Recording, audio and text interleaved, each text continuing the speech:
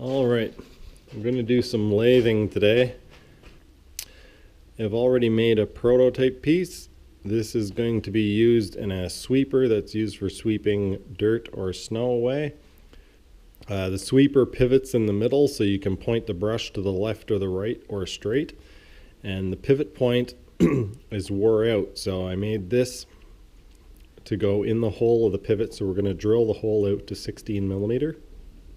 Put that in the hole, and then there's two plates that are sandwiched together. Then this Delron washer will go on, and then we will have a metal washer, another washer, and a bolt and a nut, and it will all go together like so. And that way we can put a little bit of tension between the two plates to stop them from bending against each other and working loose. That's the idea anyway. So I have cut off some material over here, and the bandsaw just finished cutting. So I'm going to turn this into two of these, and then I'm going to make two more. I cut it into a 2-inch piece just to make it easier to work with.